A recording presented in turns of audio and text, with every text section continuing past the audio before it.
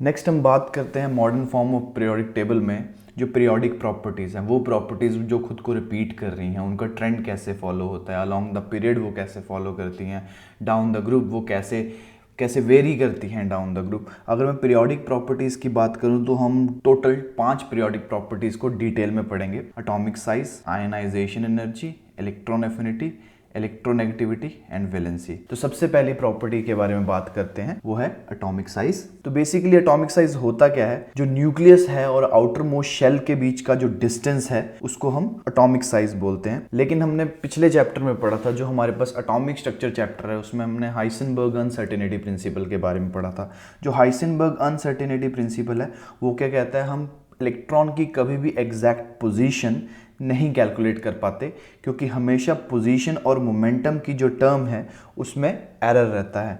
तो there is always uncertainty in calculating position और momentum. इसीलिए हम लोग इलेक्ट्रॉन और न्यूक्लियस के बीच का एग्जैक्ट डिस्टेंस कभी भी फाइंड आउट नहीं कर सकते। तो जो साइज ऑफ एटम है उसको हम कभी भी एक्यूरेटली मेजर नहीं कर सकते। साइज ऑफ एटम क्यों पढ़ते हैं हम लोग? साइज ऑफ एटम हम पढ़ते हैं जब हमें मेटल्स के अलॉय बनाने होते हैं। तो बेसिकली हमें मेटल के अलॉय बनाने हैं तो हमें उनके एटॉमिक साइजेस को कंपेयर करना पड़ता है। अगर मैं केमिस्ट्री में देखूं तो एटॉमिक साइज जो है वो 3 तरह के हैं, covalent radii, ionic radii and van der Waals radii. अगर मैं कोवलेंट रेडियाई की बात करूं तो कोवलेंट रेडियाई 2 तरह के मॉलिक्यूल्स के लिए होता है। एक है हमारे पास होमोन्यूक्लियर मॉलिक्यूल जब दोनों एटम सेम हो, और दूसरा है हमारे पास हेट्रोन्यूक्लियर मॉलिक्यूल्स। हेट्रोन्यूक्लियर मॉलिक्यूल्स के केस में जो दोनों एटम होते हैं वो दोनों एटम डिफरेंट होते हैं। तो अगर मैं होमोन्यूक्लियर मॉलिक्यूल की बात करूं तो हमारे पास एग्जांपल लेते हैं, हमारे पास ये 2 एटम है, दोनों एटम सेम है, तो उनके न्यूक्लियस के बीच का जो डिस्टेंस है उसका जो हाफ होगा वो हमारे पास कोवलेंट रेडियाई होगा।